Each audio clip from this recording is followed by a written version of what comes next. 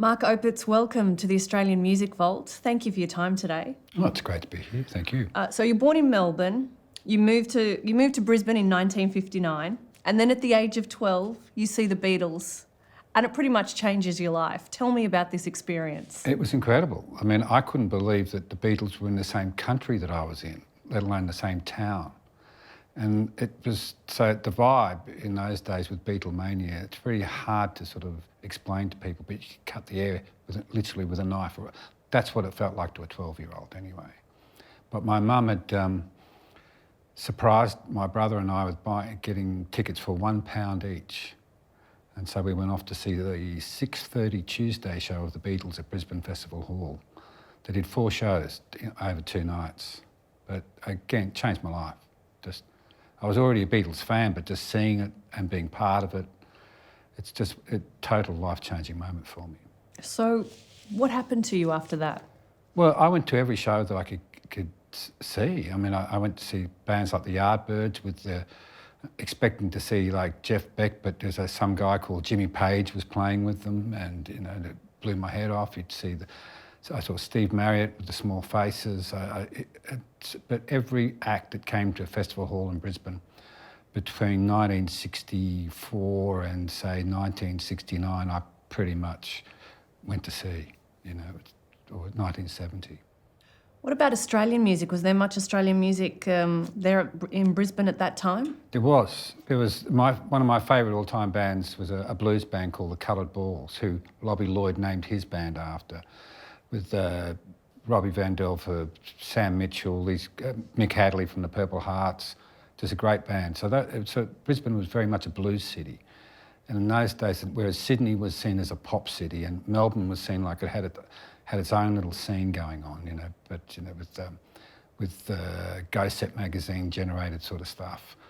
But but Brisbane was really bluesy, and so that was great for me because I gave me a feel and a passion for doing things, which you get with blues, not so much with pop. So when did you decide that you wanted to be part of the music industry? Well, when I decided I wanted to be part of it when I was about 16, well, earlier. But when about 16, you start to think about what you're going to do with your life. So I decided I either wanted to be Australia's best movie director or the best record producer in Australia. And so, in very vain thoughts, really. But that's the sort of things you think about in those days. So, and I could visualise it all, at that stage. So I knew that I had to sort of leave Brisbane to do so. So in 1971, yep, you take a train to Sydney from Brisbane to try and get a job at the ABC. What happened? Well, I got the job. But the reason I got the job was because Mum had friends again, and it was going out with an actor, Teddy Howe, and he had a friend of a friend, and through that, after 6 months, I got into the ABC working as an assistant cameraman, basically, because I was trying to be the director first before being the record producer. But after a couple of incidents at the ABC, they decided to punish me by putting me into audio, but not just audio, music audio, which was seen as the scum of the earth, So I said, OK, sounds good to me. Little did they know this would set you on your path. Little did I know it was going to set me on my path. But it was a lot of fun, and I got to work with some really good, some great shows, as well as learned a lot about music, because you're working with everyone from, say, GTK was about rock shows, with Billy Thorpe and the Aztecs, to Sydney Symphony Orchestra, when we were doing the opening of the Opera House, or worked with the BBC on War and Peace, the opera. So I got a really diverse education when I was at the ABC across all forms of music. So to add to the feel that I picked up in the blues, I got a symphonic education as well, I guess you could call it.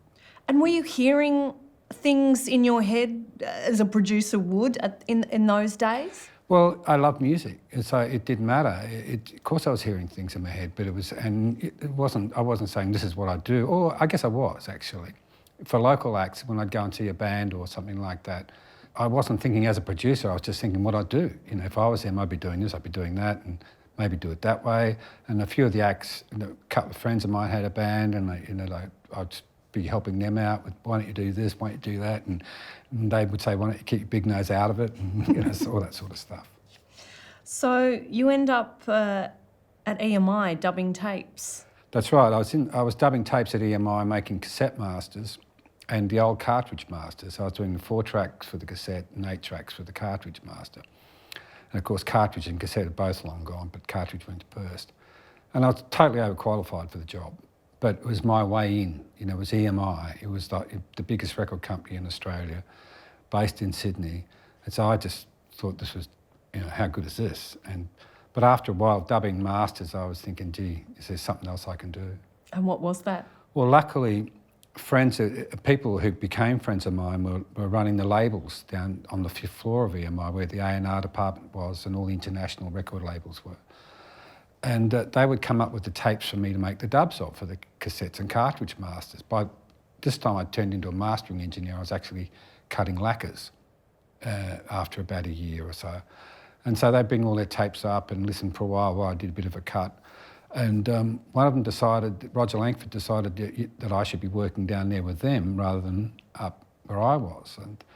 And one day I got the call from the boss of the 5th floor that said, look, so-and-so hasn't turned up, how would you like to run Capitol Records and local labels?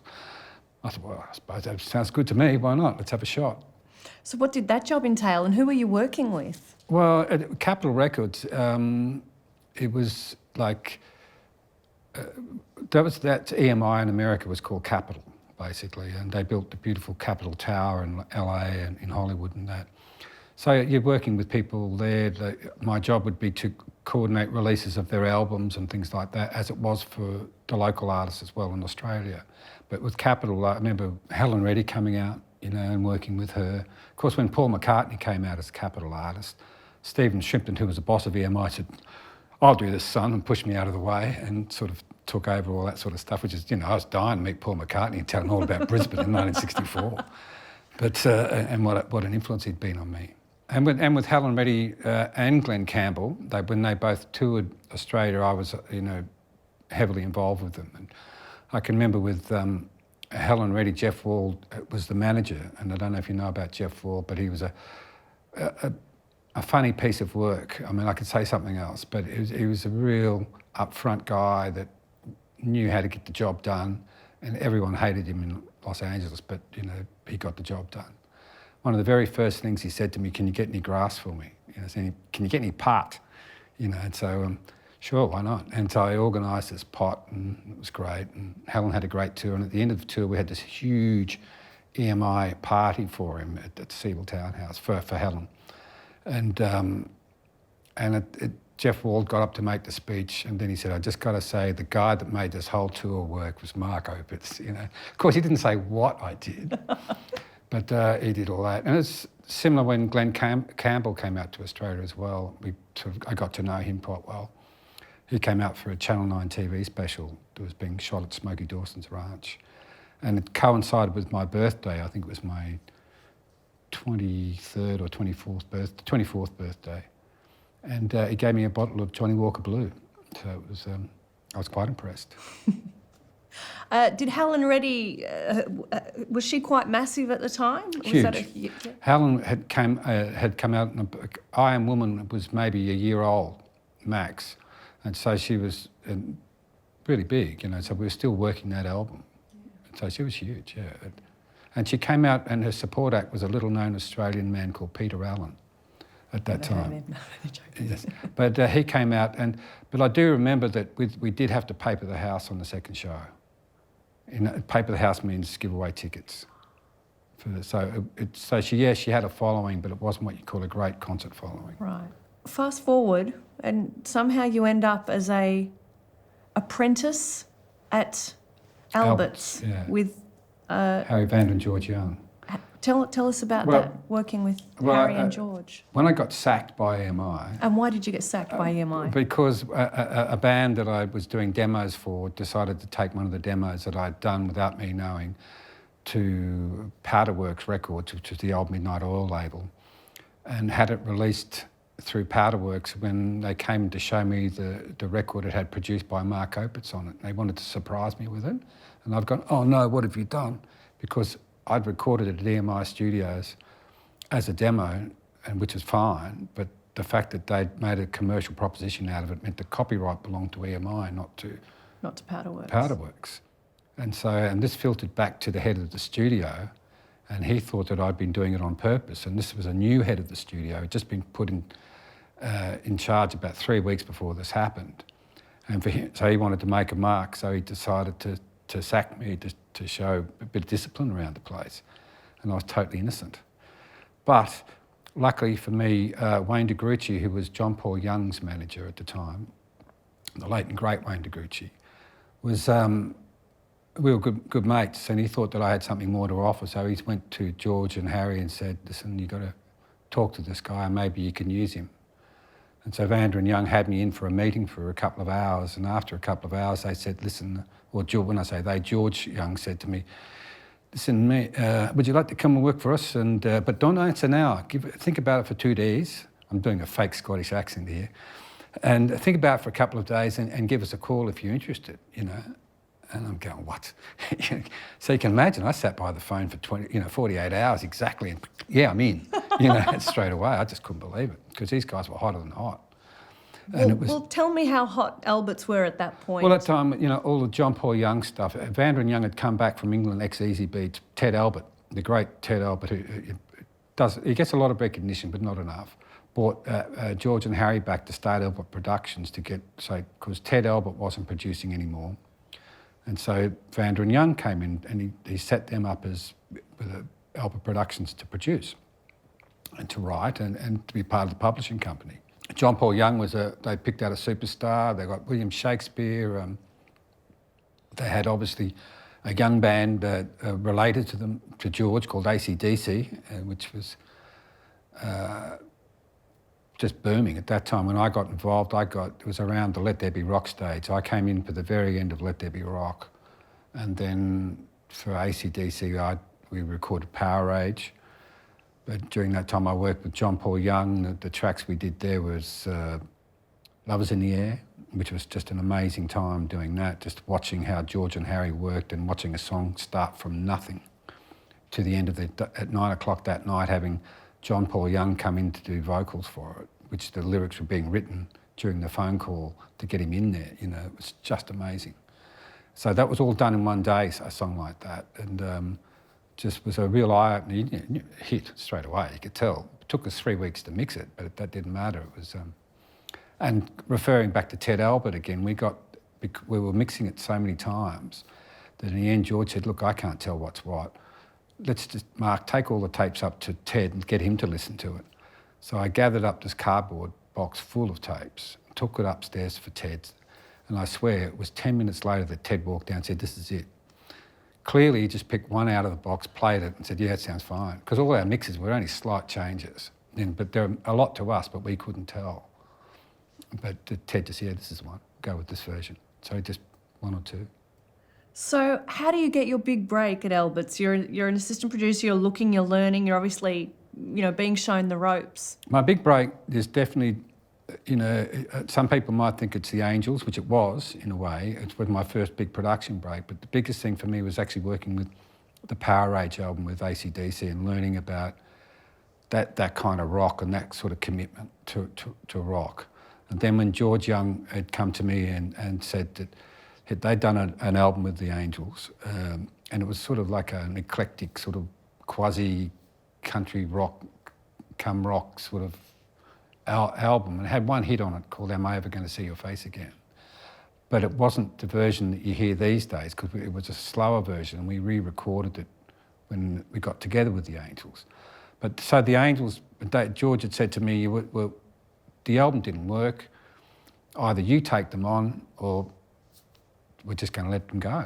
And so, and obviously that, I think George was just fooling around with it, we're just going to let them go, but it was to get me off my arse and into the studio, basically, because you can imagine working with these two demigods that I was just scared shitless of doing the wrong move. I was working on Flash in the Pan, I was in the videos and all that sort of stuff, with like Down Among the Dead Men, because the three of us were like this little team for a couple of years.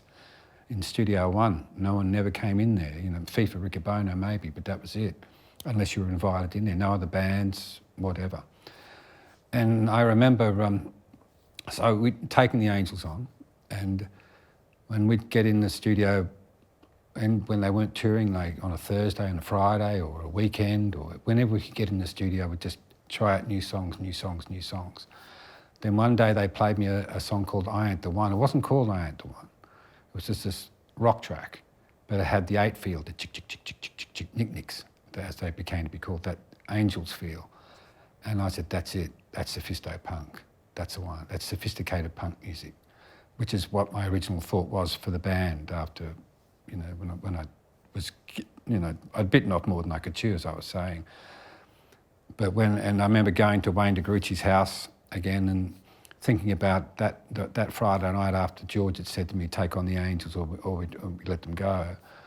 And then listening to the new Graham Parker and the Rumour album, their first album, and thinking to myself, wow, it's amazing how New Wave has become sophisticated punk rock. It's sophisticated punk has turned into New Wave. And then it hit me, you know, it's what to do with the Angels. Look for a sophisticated rock sound, a sophisticated punk sound. And I'd know it when I'd heard it, but I didn't know what it was. So they had to come up with it, you know, and it was only after, that's why we'd go in the studio every weekend or every odd days until this one song, I Ain't The One, just popped up, its little head up, and they said, that's it. That's sophisto punk. That's what we're looking for.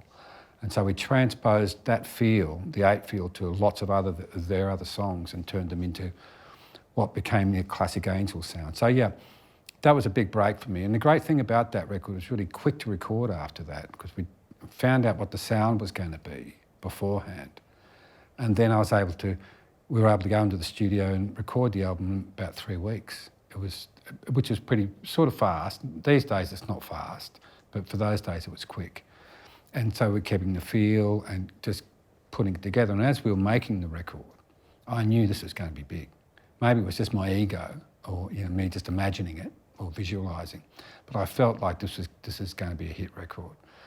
And it was. I remember when it went gold, and Bon Scott was presenting me with my gold album and all that, and FIFA was saying, how good is this? And I said, and I looked at FIFA and I said, FIFA, this is going to be a lot bigger than gold. This is going to go a lot bigger. And it did, went 5 times platinum in that first year. And this is your first major record. Yeah. So what was the feedback from Harry and George? You know, here you are as a young... Do it again. Do it again. Well, what had happened before that was, interestingly enough, is that George had come to me around Christmas and said, you go and I'd finished the album, you know, and he said, you're going away for Christmas because we shut down, we shut down. So what are you doing? And I said, well, no, I'm not. I'm staying in Sydney. He said, what, don't we pay you enough? And I said, well, George, you don't pay me anything. He said, what are you talking about? I said, well, I haven't been paid in the 6 months or whatever it was that I'd been there before that. And he couldn't believe it. It was a typo. So then he told Ted Albert, and Ted Albert came down with his big red book and opened it up and said, Mark, apparently we haven't been paying you. Here's what we're going to do. Here's $100 for the last 6 months or whatever, and we're going to $100 a week you'll be paid, and but it'd be an advance against any royalties you make for the company. And so it would have been some time before the Angels, because I can remember him coming to me just before the Angels album came out and said, Mark, you owe us $2,500. What are you going to do about it? And then the Angels album came out about, I don't know, a month or two later, Face to Face, and went triple platinum. So how were you supporting yourself for the 6 months when they weren't paying you? I sold my 62 Les Paul, which was a very rare Les Paul. I sold my 1935 Gibson Kalamazoo. I hocked them, and just to get money, you know. And it never occurred to you to go to your bosses? No, it never occurred to me. I always thought I just justified in my own head, okay, I'm working with these guys that are hotter than pistols. That must be the payment. You know, it's like a work experience or an internship or something, because they weren't asking me what I was doing. No one was asking me if I was getting paid, you know. It was pre-computer days, you know, so it was a slip. Someone hadn't done something. Wow. But even in the end, it was only $100 a week. And then Ted had given me $100 for like 6 months. I said, yeah, great. But it was too late for me to retrieve my 62 Les Paul or which is a SG shape like Angus plays, and or my Gibson Kalamazoo. But many years later, Andrew Farris, when he asked me what my favourite guitar was, and I told him that story, and then he gave me another Gibson Kalamazoo. Oh, It was very a nice. lovely man. So you get your first multi-platinum album, and then a band called Cold Chisel somehow come into your life. Cold Chisel were at that stage the rival of the Angels. And in fact, while we were doing the second album I did with the Angels was called No Exit. I can remember Cold Chisel wanted to get some of the Albert sound, so they booked into this really cheap, shitty studio that we'd put together downstairs in a lawyer's office. It was just crap.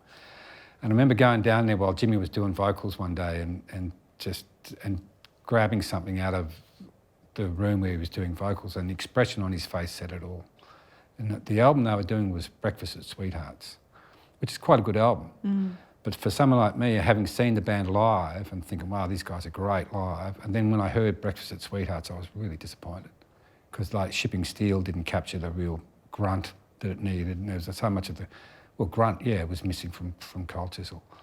And so, but David Sinclair from Warner Brothers got in touch with me after they'd done that album and said, look, I owed Cold Chisel 10 days in the studio. Could you go in there with them? And into Paradise Studios, which is a Sydney studio that had just been built. And I said, yeah, sounds great, I'd love to do that. So I went into the studio with them and I asked them to, every new song, all the songs that they'd written, just play them all, like one entire set. And I just recorded every song on multi-track and would have played about 12 songs. And I went through all of the songs and I dug out 2 songs. One was called My Turn to Cry and the other one was called Choir Girl. We worked up the song My Turn to Cry, which was very rocky, and we were very happy with ourselves. I mean, it was just great, you know, it was good. And we took it up to, the cassette of it up to the Mansell room about 1 o'clock in the morning. It was a club in Sydney in King's Cross where we used to hang out. I remember then one of the guys from Sherbet was there and I played it to him in a car or something like that.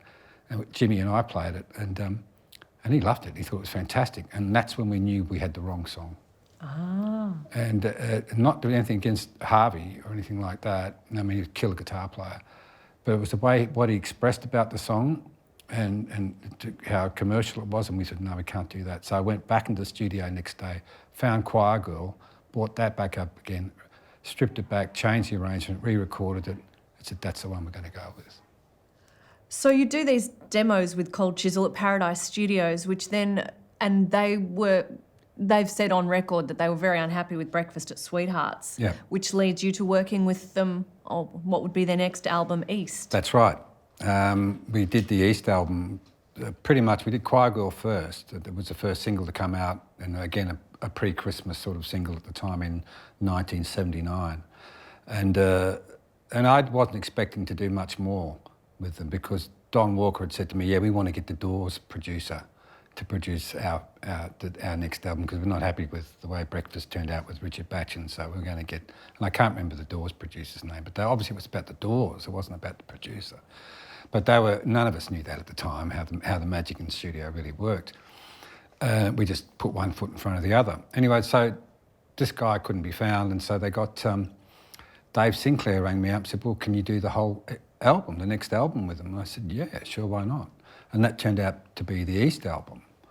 And of course, being at that stage, you know, I realised that I had a lot of power going on because at the same time, just as I started the East album, they sacked David Sinclair, who was the head of A&R, for some reason, and then offered me his job.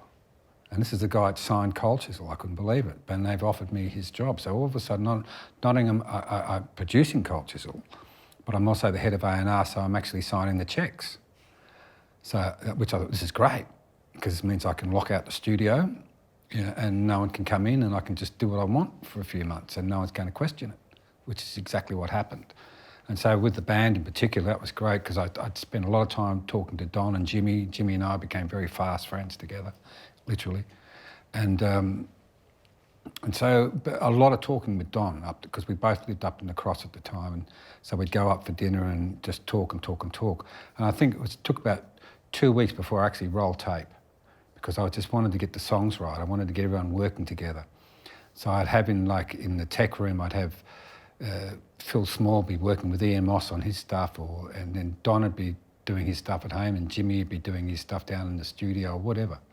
Just everyone just working and then popping in to see each other. Then we'd bring up dinner and a dash and get meals brought into the studio. But so I was getting a boys' club happening, and all the road crew would come in every time we did the dinner and a dash thing, which was a fine dining, but you just ordered it in from all these different restaurants.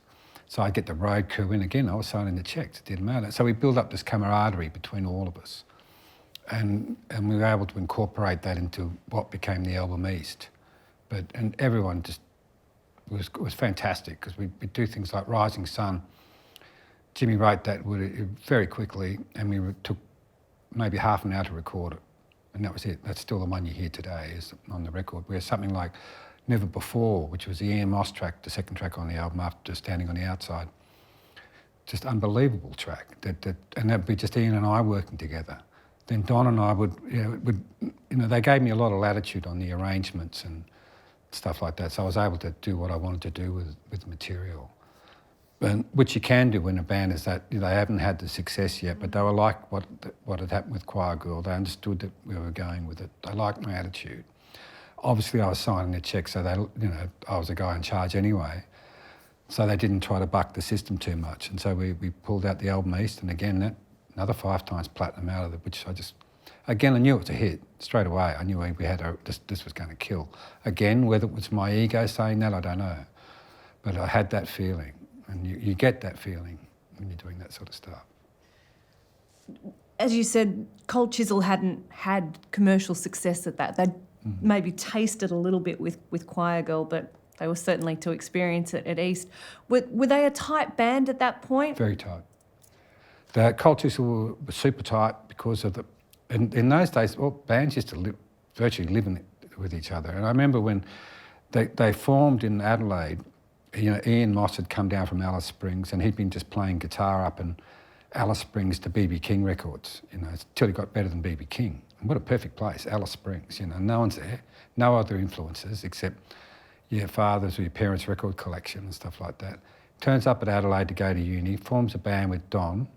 They get Phil in. They try to get Swanee in as a singer, and Swanee says, can't do it, get my younger brother Jimmy.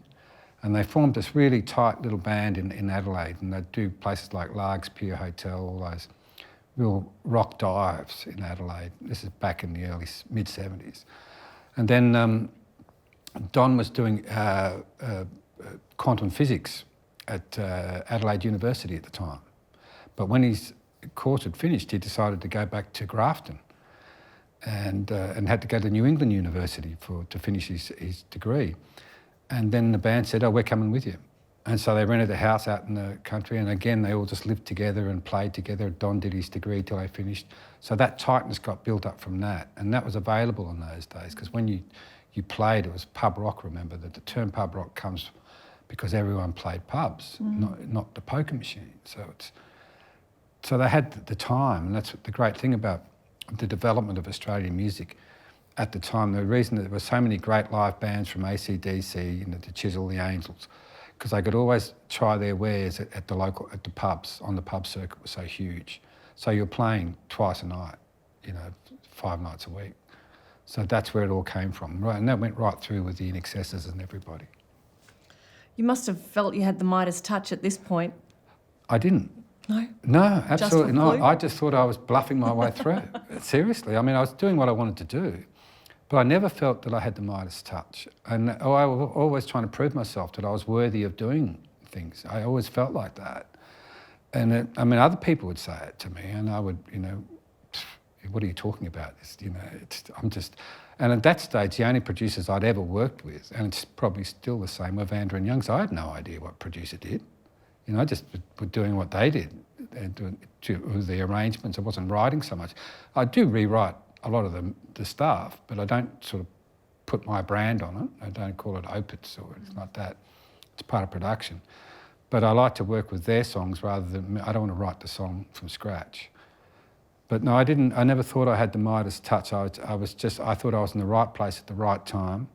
And clearly I was, because I had the Angels 2 albums go 5 times platinum. Then you have the 2 Chisel albums, which we did East, and then followed up with Circus Animals, which was another fantastic story in itself, because Don denies it to this day, but he did say to me with East after we did it, he doesn't want to do another commercial album like that again.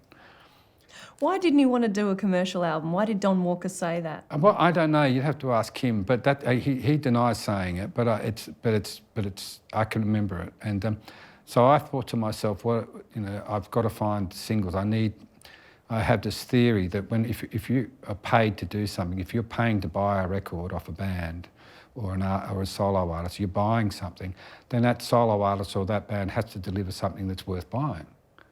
So it's got to have something, it's got to be, but getting the balance of that commercial and integrity, that's the hard part, and that's what I would specialise in. So when it came to Circus Animals, and Don saying, well, I want the album to be more like this and like that, and he was clearly the leader of the band at that point, and probably still is. But I needed to hear some songs that I could, because all the songs that Don was coming up with were very dark. And I couldn't see them being on radio at the time. But then luckily for me, I went to the Parramatta Leagues Club to watch them play in '82, and Steve Prestwich came out with Forever Now. There was a song called Forever Now. And it went for 7 minutes. I went, there is a God. And I thought, what, that's a single. And then I went backstage, said that was killer. What else have you got? And he said, I've got this song called When the War Is Over.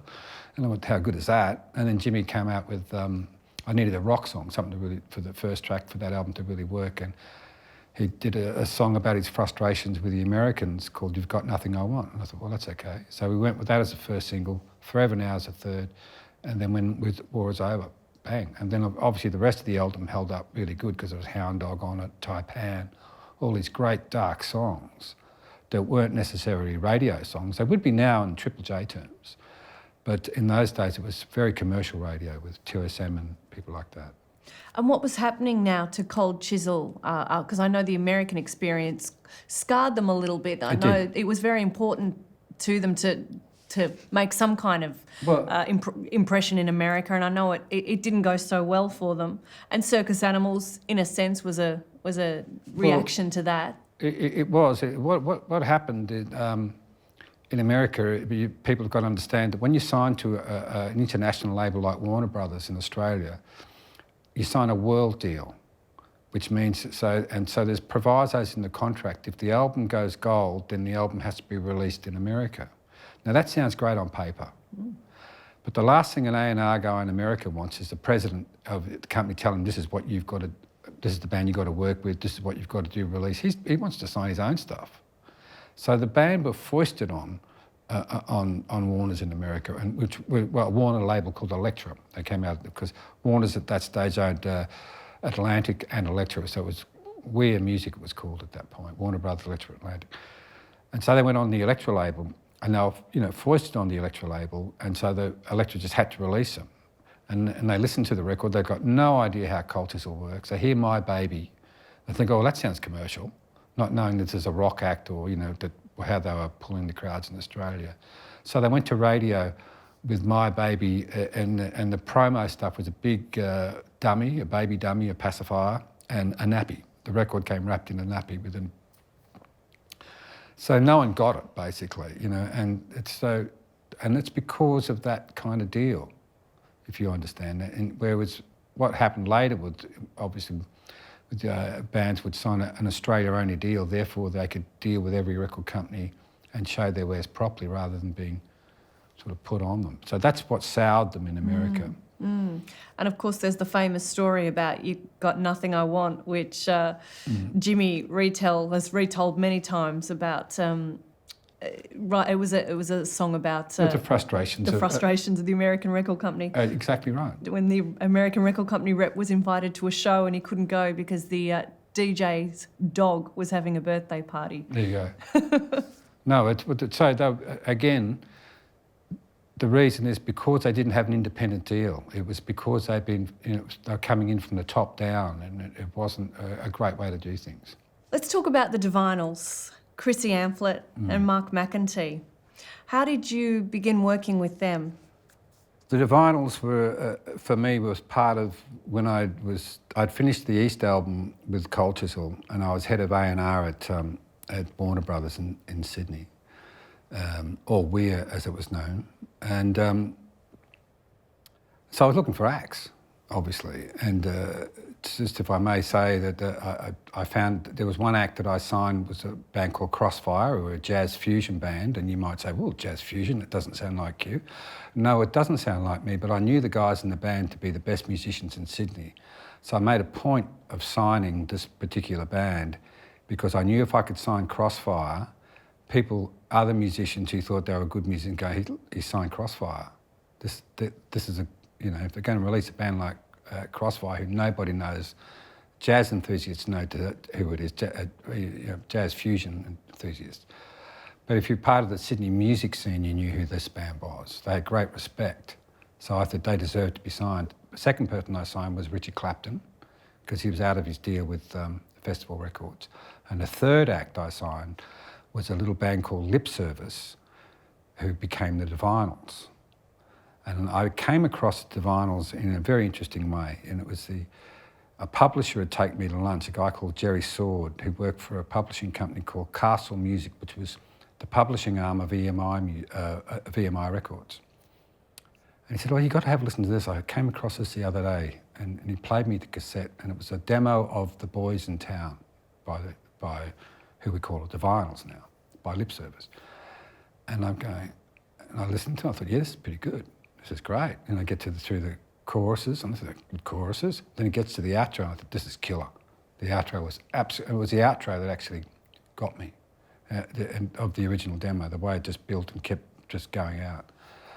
And so I asked the band, you know, I got in touch with it, and I thought, oh, it's Chrissy Amphlett. Yeah, I know Chrissy, she used to be go out, the friend of mine, you know, and from Superstar. I didn't know Mark McEntee. Came in and went but Jeremy Paul from Air Supply was the bass player in the band. It was actually, he'd formed the band because they were all from, again, Jesus Christ Superstar, which is, it's amazing how that musical spawned so many bands. It really is, and so many acts, like John Paul Young, etc., etc., etc. But anyway, so they'd put this band together out of it. Chrissy, I think, was singing the chorus. Mark was guitar player. Jeremy had something to do with it as well, whether he was playing bass in Superstar or just in the chorus. And I just went, this is great, loved this track, particularly the outro. Your drummer is like, it's one of the best drummers I've heard that can build a song like that, you know, play like that sort of feel.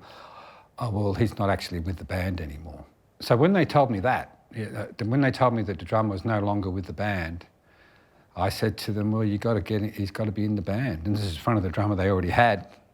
I said, because this guy is amazing, you know, and because they played me new songs they'd been doing it I had them in for this big meeting, and I listened to them, and I just didn't have the feel of Boys in Town. It just wasn't there. And this guy, Richard Harvey, was the drummer. And I said, well, I'll sign you if you get the drummer back. And that might sound like particularly hard-ass, but to me it just sounded perfectly normal at the time. So they were smart enough to get the drummer back. And then we went into the studio, and similarly like the Angels, I'd take them into any spare studio I could get time at. You know, I'd like Honey Farm, a Big Turk studio, or any studio. Try out Paradise, but that was pretty expensive. But just to find the right song, to find, because I wanted Boys in Town to be a big single, you know. And we'd try all these other songs, and we'd come back to that one, but I could never get the definitive take or the arrangement of Boys in Town, how it should be. And he used to have this big breakdown in the middle and go on this big outro and all this sort of stuff. And I remember falling asleep one night in my house in Paddington, where Jimmy Barnes and I lived with our respective girlfriends and things. And it came to me in the arrangement, just as I was falling asleep, of how to arrange Boys in Town, about cutting the middle section in half and then coming out faster and doing the way to do the build. And so I woke myself up, wrote it down on paper, woke up the next morning, rang the band, you know, from the office, said, got it, let's go. And we went and we tracked the song at Paradise along with another song called Only Lonely over a week. And I had it, you know. Again, it was one of those times I knew I had the right track. Now that I had the track, because I had such good training at Albert's and also good training at EMI when I was a label manager, I knew I had to have a vehicle. You can't just put a new band out there without something to go with it to make it, to give it some oomph, you know. So I knew, but I had absolute faith in Boys in Town, but I didn't want to release it until I had that vehicle. And then an old school friend of mine, Gary Collins, his brother Danny came to me, who was working for Pat Lovell Films at the time, and said, look, we're doing a movie called Monkey Grip, and we'd like you to produce the soundtrack. And by the way, do you know any bands that have a female singer that we could use in the band? And I couldn't believe it. Bingo. It was like, fell into my lap, this movie, Monkey Grip. I said, sure, I've got a band. And he said, well, we need a girl in this band, but she's got to be able to act. I said, I've got the perfect person for you. She was in Superstar, etc., Christina Amphlett. And so that's how that happened. And I said, part of the deal I did with Pavilion Films, they were called, Pat Lovell's company, was that, yeah, we'll do it, but you guys have got to shoot the video.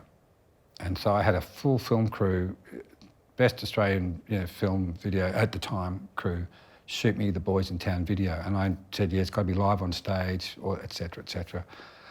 And we came up with the tube, the neon tube microphone. Chrissy, what do I wear? And I thought, well, Angus wears a school uniform.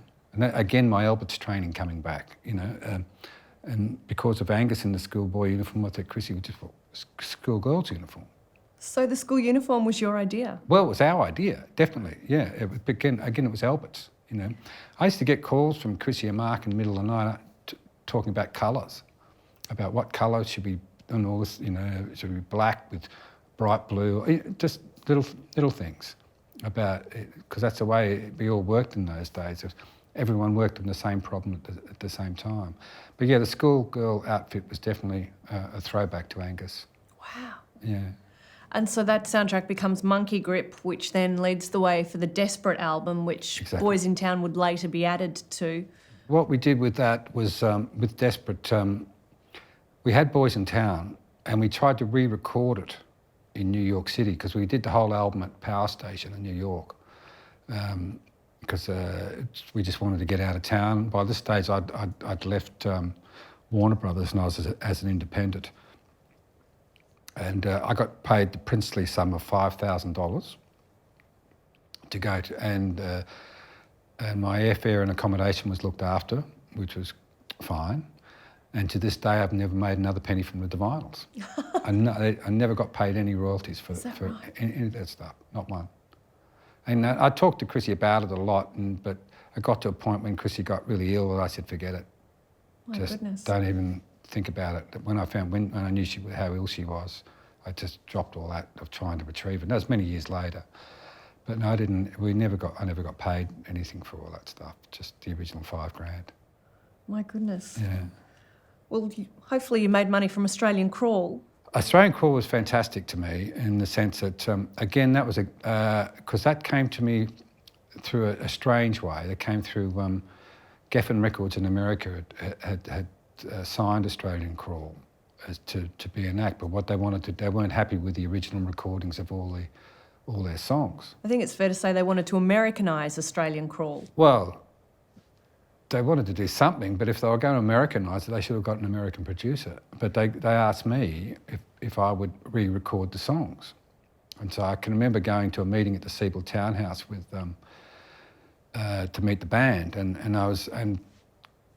when I got into the foyer, there was James Rain was downstairs with Guy McDonnell, and they said, listen, Bill's the drummer in the band, whatever he says, don't listen to it, because we're going to sack him tomorrow. So I have to go up pre-warned with this knowledge. Are you kidding me? And what am I? And I've got to do this record. Where am I going to get a drummer from? Of course, I knew my Albert's training came back. I got Buzz from the Angels. Perfect, for me, because we knew each other so well.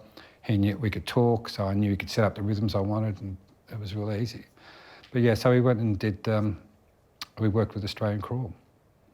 And that became the Semantics EP? Well, part of the deal with working with Australian Crawl was I said, yes, I'll re-record all the old songs. On the proviso, I can record 2 new songs.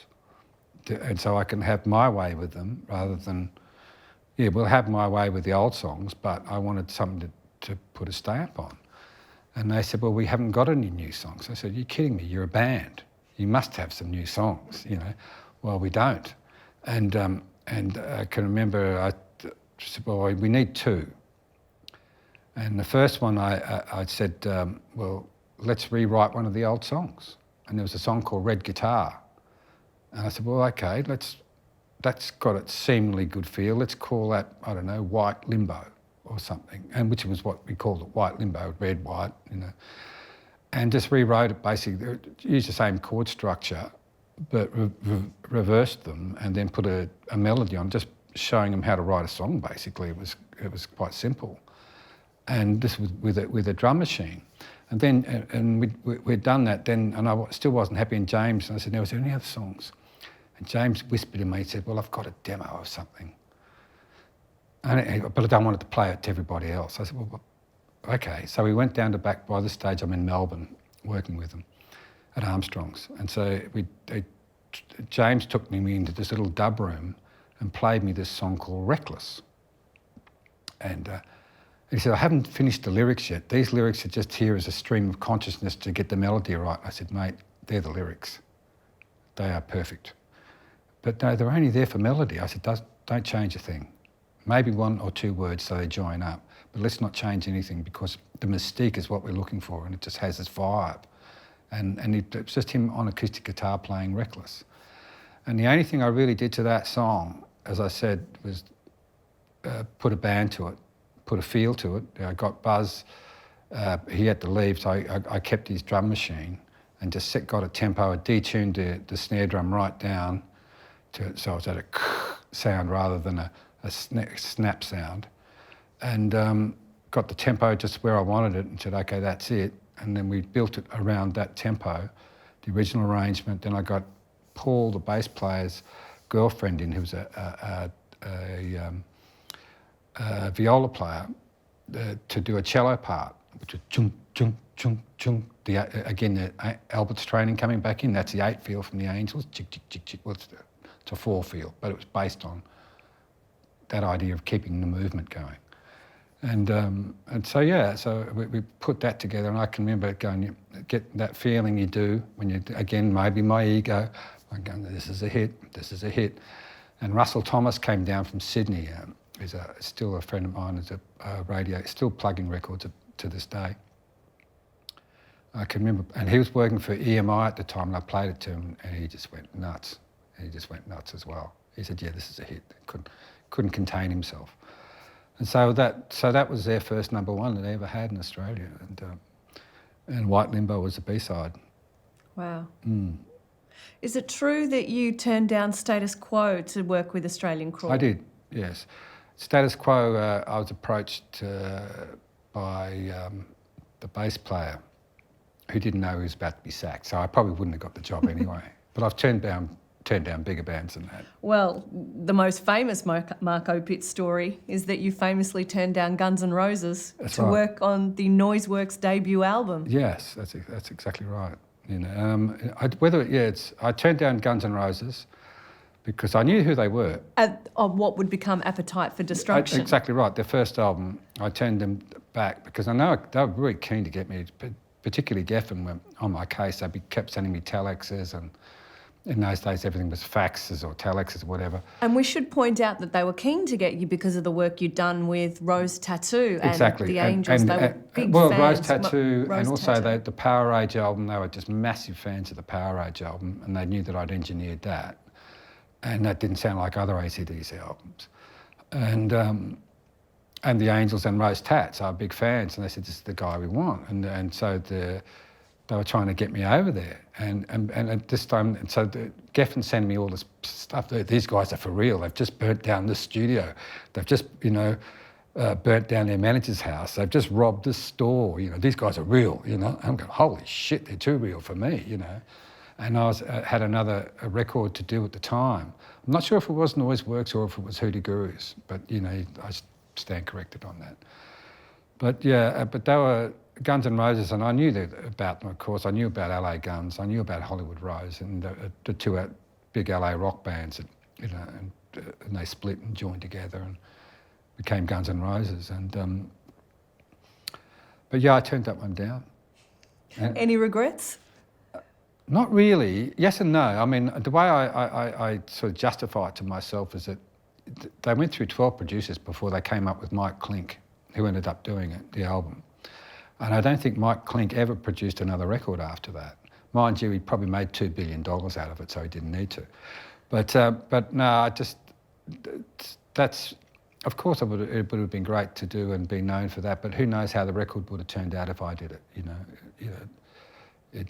In the end, Thompson Barbiero mixed it at Electric Lady in New York, so they added a different sound to it. You know, Mike Clink recorded it.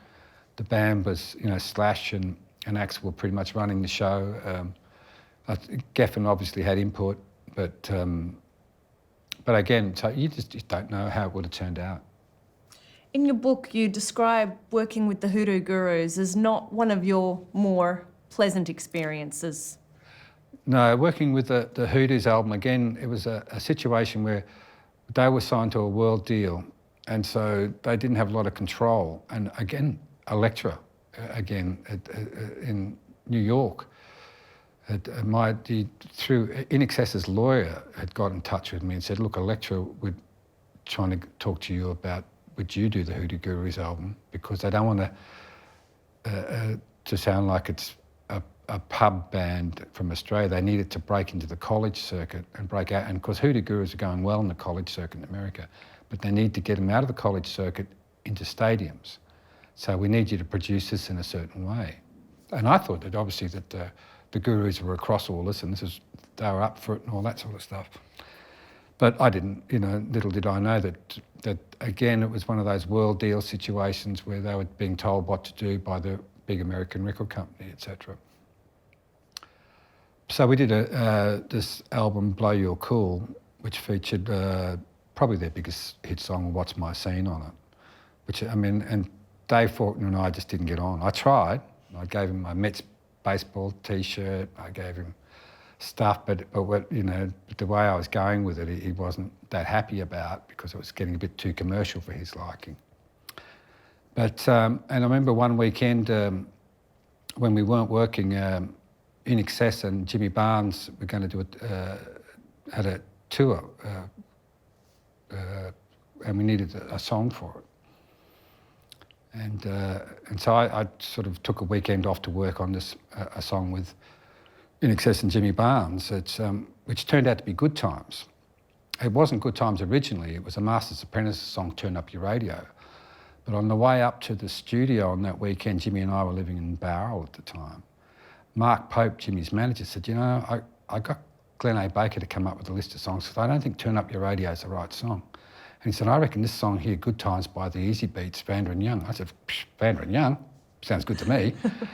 And the beauty about the Hoodoo Gurus album, the way I bring that up is because we were recording at New Albert Studio over in Neutral Bay, where Vanda and Young were now based. And so I was able to sort of, on that weekend when I recorded Good Times, take an acetate of that or a tape of that up to George and Harry to have a listen to. And I knew they hated other people covering their songs. Wow, is that right? Because I remember, I can remember, what do you think of Rod Stewart's version of this, or David Bowie's version of that, or Friday Night? Oh, it's crap. It's not where we would have done it. It's like that. So I remember going in to see them on a Monday morning with Good Times, you know, INXS Jimmy Barnes to play to them. And I was really happy with the track, because I thought I nailed, you know, what we needed to do. And played it to them, and there's concerning looks, and FIFA was in the room as well. There was three. So FIFA Ikabono, Harry Vanda and George Young. And FIFA was nice and bright, and yeah, oh, this is great. And George was like this, yeah. Because I could just see them ticking over their heads, oh yeah, Opitz has done another cover, because I also did it with the Divinyls as well. Way back, I'll Make You Happy was from a Vanda and Young song. But yeah, so, and anyway, that night, so then I'm back in the studio working with the Hoodoo Gurus. And at that night, it was, as I said, we're doing the album fairly piecemeal. And I was in the control room with my engineer, Alan Wright, and Dave Faulkner, who was doing guitar parts. And we just, whatever song it was, Good Times or whatever, no, not Good Times, What's My Scene, whatever. And the door to the studio opens, and in stumbles George Young, which I'd never seen this before. And because he could tell he'd been drinking. And George just pushed past Al, pushed past Dave, and just put his hand out and said, "That's the best cover version of any of our songs ever done." You know, and the reason, it sounds great. You got the high vocal just right, and because George had told me about the high vocal in the old days. I said, you know, I always commented, "How'd you do that vocal up there?" He says, "Oh, Steve Marriott was working in the original version." Steve Marriott, when we recorded, was at the Small Faces, were recording something. So we just got Stevie in to do the high vocal against Stevie Wright's low vocal, you know, in Good Times. And that's why I did with Michael Hutchinson. Jimmy did the same sort of trick. And Good Times was a #1 single. Yeah, that was the in number Australia. one. But we were talking about the Hoodoo Gurus. Yes, we were. And no, it was #1 in Australia, which was, again, one of those situations I can remember being putting that whole thing together in over a weekend and mixing it on the weekend, doing the video over on the weekend. Basically, everything was timed to, because originally it was supposed to be just a promotional track for the Australian-made content. For the Australian-made tour. Yeah, but anyway, we were in the studio and we were before we started recording, and I think it was Hutch the first, but like, any money we'll make, we're going to give to charity. And Jimmy said, yeah, but let's give our money we make from this to charity. You know, it's because Jimmy Barnes INXS. And I said, excuse me, this is my job. This is what I do for a living. I am not, as much as I love charity, you guys play live, you get paid for that, you get paid publishing deals. This is what I do. And so I'd like to keep my royalty, my recording royalty, as well as my nominal fee for it, which wasn't huge. But I probably made more money out of that one song than anything else. Wow. It was incredible, you know, because that song ended up on the Lost Boys soundtrack. It sold 2 million copies. It did. In the USA. And so for a weekend's work, the amount of money was obscene that I made on that song. Well, this brings us nicely to INXS, because you worked with INXS on their 3rd album, Shaboo Shabaa, and that was the one that broke them in college radio in America. And then you wouldn't work with them for another 10 years until just after the X album, what would become Welcome to Wherever You Are. Yeah. Well, that's the INXS, it was fantastic to work with. The first song I'd done with them, I remember Chris Murphy got in touch with me. And I'd left Warner Brothers in 1982 and became an independent producer. And I was obviously knew who INXS were. I tried to sign them on my very first day as a head of Warner Brothers Music, when at A&R. And going to their gig and walking up to Chris Murphy and saying, "I'm head of A&R of Warner Brothers, I want to sign the band." And he looks at me and goes, "Oh no." And I said, "What do you mean?" And then behind him was Michael Browning from Deluxe. They'd signed with 2 days before with Deluxe Records, so I couldn't sign the band, as much as I wanted to sign them at that stage. But they remembered that. And they came back to me, and Chris Murphy had sent me 3 songs. The One Thing, Black and White, and Johnson's Airplane were the 3 songs he sent me. He said, pick one of those and if you want to do a single. So I listened to them all. Black and White was great. But The One Thing had something going about it, you know. So I listened to it, and there was lots of quirky little bits in it. So I just thought about it a lot, and so I rearranged it. I took all these little musical bits out, basically, between each verse and the end of choruses and things like that. These they were like little sea anchors thrown in there, where the feel would stop. And basically, I took all those pieces out, went back to them and said, "Okay, we'll do this song called The One Thing, but this is the way I want to do it. I don't want that bit, or that bit in there. But then we'll just build it through." And that's what we did. And we built this song up and sort of, they had a rule at the time, no lead guitar solos, which suited me fine, because we're all over guitar solos. But that made it interesting to make the arrangement right. And that was the song that broke them in college radio in America. Yeah, it's true. And that's, at that stage, of course, it was a bit like Cold Chisel with East. They wanted me to do that single, but they were going to find their producer overseas. And so they packed up Kirk and Michael and Andrew went touring America and looking for record producers in England. and they played the one thing to everybody, and they said, whoever did that is the guy you want to keep. That's the guy. And I remember Bob Clearmountain telling me that, years later, saying, "No, how did you get that vocal sound? How did you do this, and do that?" And so that's so they came back from there looking for a producer all around and said, "Look, everyone says we should be using you." I said, "Sounds good to me. Let's do it." And so we did that. And again, it was a bit like the East album with Cold Chisel. They let me have my way, and that's why Shaboo Shabaa, I reckon, it's the only other album they ever did that sounded like it is Welcome to Everywhere.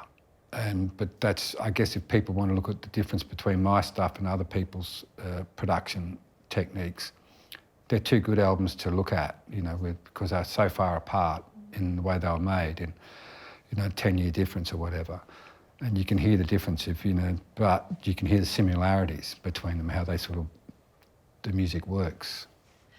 I'd like to talk about the models because I think it's fair to say before you got hold of them and produced them and recorded them, they were a little bit left field, left of centre. And I think once James Freud had joined the band and then you worked with them, I think it's fair to say they became one of Australia's premier acts. Well, the Models is very interesting because, as you rightly say, they were a very quirky sort of band, very Melbourne band, based an independent kind of band. Then James Freud joined.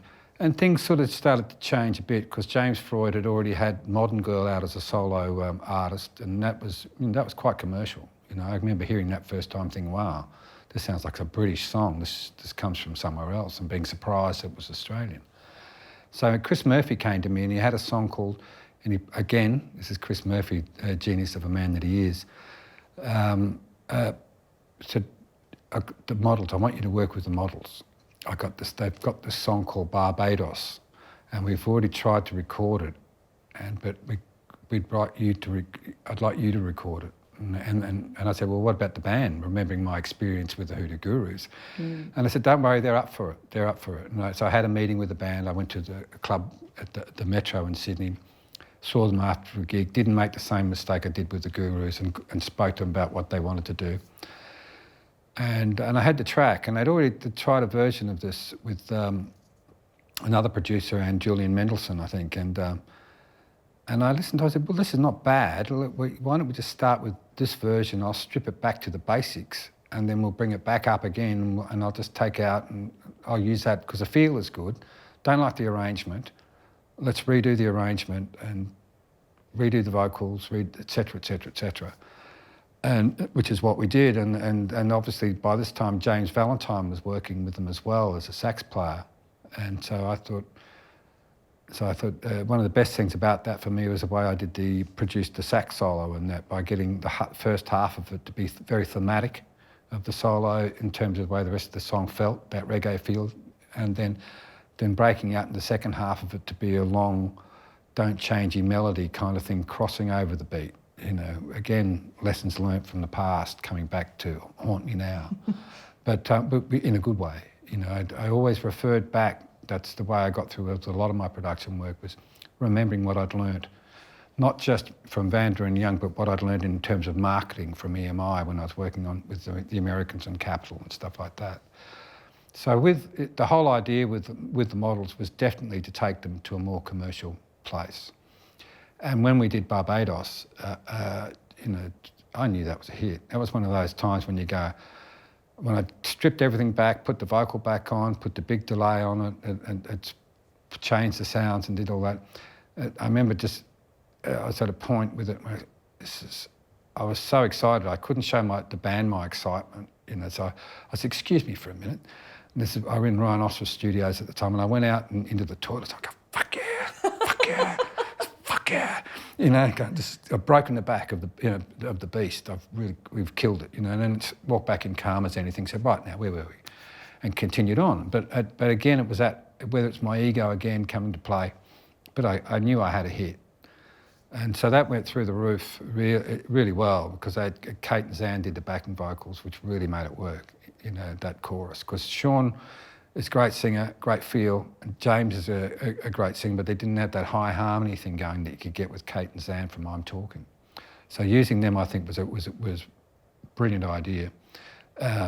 whoever came up with it, I can't remember who it was. I'm not claiming it. I'm just saying that it was, yeah, it makes sense to me. And which flowed through to the next song. And then, again, Murphy comes to me again and says, "You've got to listen to this demo I've got." And there's a song called Out of Mind, Out of Sight. I said, "You're kidding me. You know, this is and I could tell from the demo this was a hit. So James Freud's written this."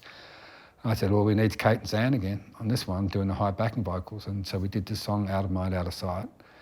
Got Kate and Zan in to do the backing vocals.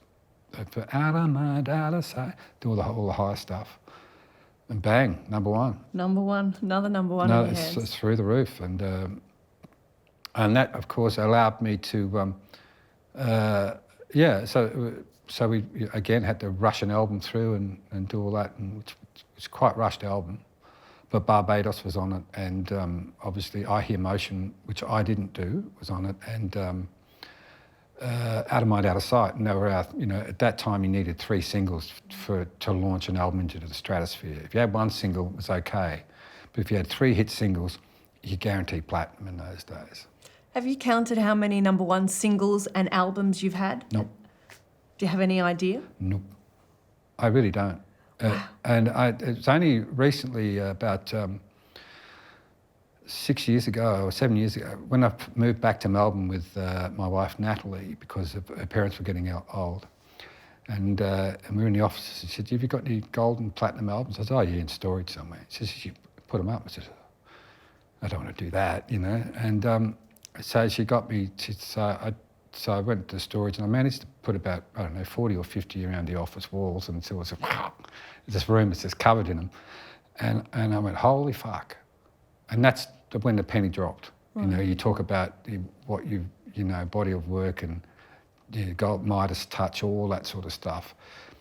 Up to this point, and that was only very recently really in real terms, before my book came out and all that I realised exactly, holy shit, I did all that, I don't feel like I've done anything. And there was still another 20 or 30 I haven't put up. I know that, Mark. Yeah. And yet you have created you've created pretty much the soundtrack to most Australians' lives. Well, I was very lucky, because I kept on having that success. I'd obviously attract a lot of acts would come my way, like Noiseworks. I mean, they came my way with a song called No Lies. And I remember, getting that, and I did what I did with INXS on the one thing. I rearranged it. I made the bridge, the chorus, and I changed the intro and did all that thing. And I did the same with the Venetians on a song called So Much for Love, which was, I was very proud of that. Only one song that I did with those guys, but it was great. But with Noiseworks and the same. And that was my methodology, pretty much, was, to borrow things that I'd done before and then reuse them, recycle it, because, well, it worked then, it's got to work now. What's kept you so humbled and grounded? You obviously don't know my wife. She wouldn't say that. I don't know if I'm humble and grounded. What's kept me going is definitely, I love doing what I do, and I still do it. I still work with people that are 20, 30 years younger than me. And I haven't worked a day in my life, really. I have. Pre-Alberts, I used to work. I used to work at EMI as a label manager. But once I joined Alberts, I never worked again. Were they sad to see you go when you went off to do what you had to do? I don't think so, because, I think at that stage, it was a natural parting of the way at Alberts. They would, and we never officially did anything.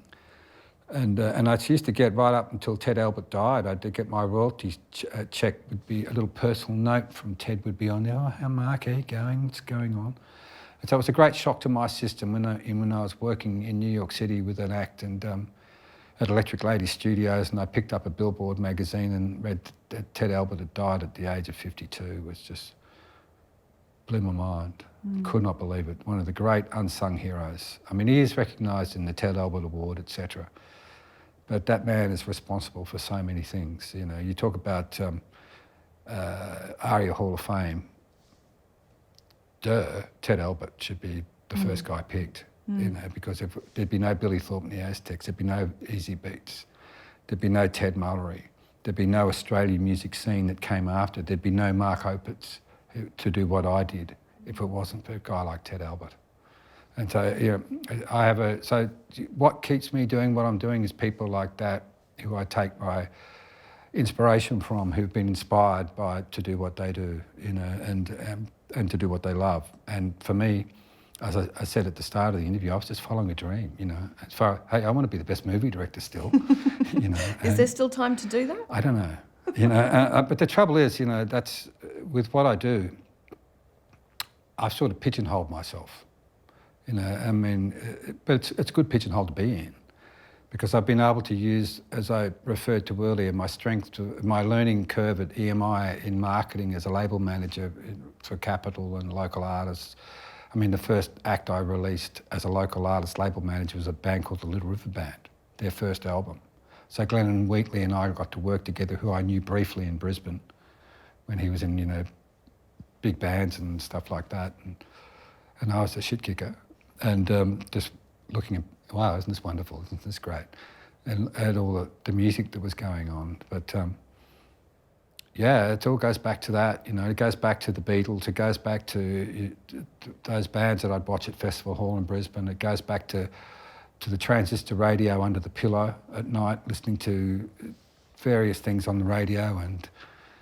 But that's what has kept me going to this stage. I mean, the radio to me, it was the lifeline to my dreams. So you know what I mean? It was the transistor radio under the pillow. There was no video attached, so you had to imagine it all, and that made it really mystical and amazing. It made it bigger than what it is. Making a record, making an album's like making a movie.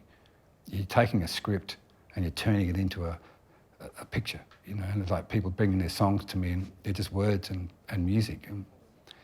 And some people you change that words and music to make it something else. Other people you don't. You leave it as it is. Of all your Australian roster, Mark, of all the incredible records on that discography, is there one particular album or band you're most proud? Well, there's a few things that I'm proud of. I could say my most favourite engineered, when I was an engineer, album was Power Age, AC/DC. What was Bon Scott like? Bon Scott was great. I mean, Bon was the lyric writer, he was the singer, etc. And I've told the story many times about how, when Bon Scott, we were recording Power Age, and he said, "Hey, Mark, you got anything to smoke or any hash? I've got to write some lyrics. I'm way behind, Oh, I pulled out this little bit of hash about 2 inches long and broke it in half and given it to him. It's great, thanks. And then I remember when they came off tour after Power Age, and I could hear, it was in Albert's one day, this is like 6 months later. "Hey, Mark, I've been looking for you." And out of his back pocket, he pulls out a bit of hash the size of a large block of chocolate, breaks it in half and said, "Here's a half I owe you." And as I said, he also presented me with my first gold record. That doesn't go away. Bon Scott presented me with my first gold album. Wow. That's a wow moment to me, and I was there, you know what I mean? So, so it's my favourite, getting back to your question, my favourite engineered album was Power Age, definitely. My favourite live album I ever did was Swing Shift.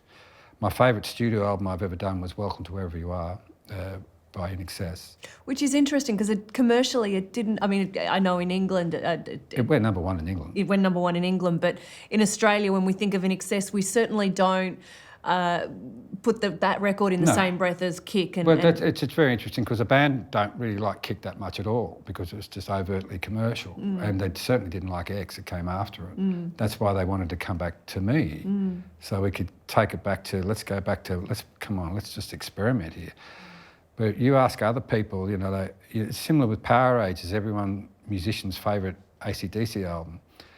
You ask Bono what his favourite INXS album is, you ask, and it's Welcome to Everywhere. It's all because they're out there. It's someone you're trying stuff. You're not just doing a formula type of thing, and that's where it was great with INXS. You could work with a band like they had someone like Michael Hutchence in it, a gypsy, Mr. Sin, as I used to call him, and Andrew Farris in the same band. John Farris, And Andrew and John Farris, I mean, there's two musical geniuses sitting right there. One's a drummer and one's a keyboard player. But Andrew Farris is best funk guitarist I've seen.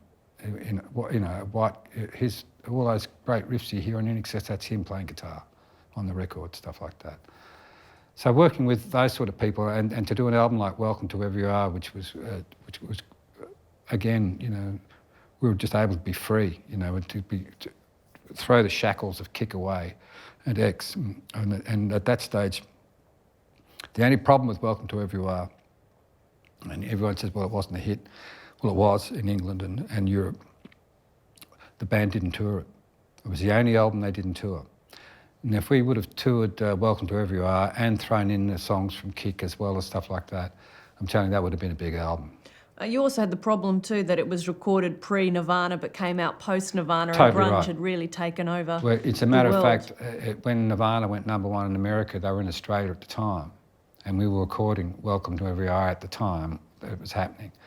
And they were playing down in Sydney, and Michael and my engineer had rushed off to see Nirvana halfway through the recording, so it was... But yeah, that had a lot. That period, everyone was seeing INXS as being a bit excessive, I guess you could say. But I maintain if they would have toured that album, they still would have, it would have done quite well. But they had the ability to tour. They're still a big concert touring band. But the fact that they didn't tour for 2 or 3 years, that really stopped things after the X tour. Where were you the day you found out Michael Hutchence died? I was in Bowral in New South Wales. I was living in Melbourne, but I'd come up to visit my kids on a weekend, and it was like a Saturday morning. And I remember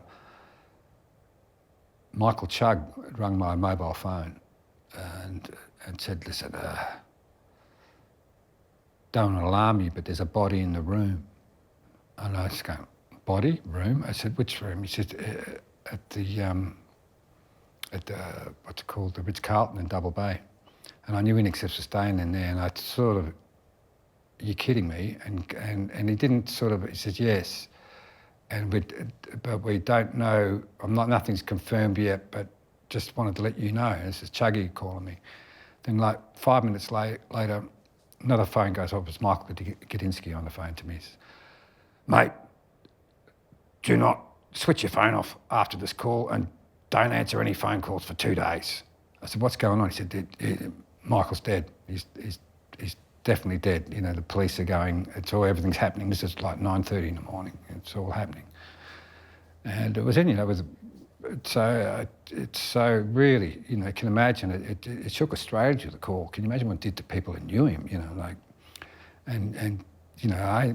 remember the times I've had with Michael, without drinking beers in Italy, with our backs against the wall, laughing our heads off, and him not hating the rest of the band, but we're still laughing to be with him, and Chris Bailey from the Saints and me in Paris, just the three of us drinking Courvoisier and getting shit-faced on brandy and cognac up at he and Elena's flat, and then going off to dinner somewhere and talking about anything but music.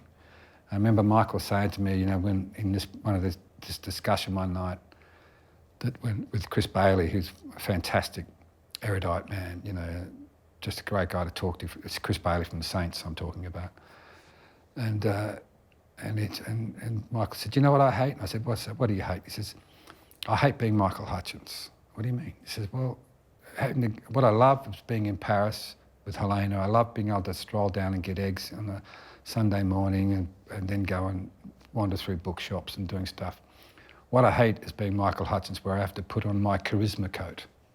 And they're very clear words, his coat of charisma, and play Michael Hutchence, the pop star, and go out and do that. And that sort of gives you some indication what he was really like. Because he comes, like me, come from a broken family, like me, he was looking at a dream. So we identified, I guess, on a lot of different things. And it was someone that I'd been there at the start of their career went through their career with them. Even when we did albums like The Swing, they would still come back to me and say, can you listen to this? But they booked a studio for a day or two just for me to listen to it and say, yeah, this is okay. And not so much with Kick and X by that stage, but because they were just too big and too famous when that was going on. But yeah, we always kept in contact, you know, and the rest of the band and I do to this day, and to the point where it's pretty much I'm the only person allowed to touch the music, and it's still we do that. You know, like last year I remixed 10 INXS albums, all of Michael's ones, for use to how we're going to use them. We didn't mix them in stereo. We mixed them in what we call in stems, so they can be used for different sorts of movies and bits and pieces, but pretty much. And so, like, you can imagine in November was 20th, when I was in the studio and I had remixing, and I had Michael talking to me on the anniversary of his death, you know, and it was very poignant. I've got to tell you, you know, to listen to, because I could listen to anything by itself, and I had to listen to Michael because of what we were doing. You know, we were mixing this stuff. But not only was I listening to the words he was saying, I was listening to what he was saying between the tracks and the comments, you know, before a take, throwing a joke at Johnny, or, you know, telling Andrew this is that, and etc. Yeah, so it's quite an effect that had on me, and so and the effect it had on Australia was massive at the time, and the effect it had on the world, it was incredible. Mark Opitz, how would you like to be remembered? How would I like to be remembered? I would like to be remembered as someone who just followed their dream, I guess, you know. Someone who just... I used to know what I wanted to put on my gravestone. Yeah, just someone who you know, just did what he did. I know what it is. I'd like to be remembered as someone who made a difference. You have done that, Mark Opitz, with your body of work speaks for itself. Thank you so much for being part of the Australian Music Vault today. Thank you, Jane, for being here.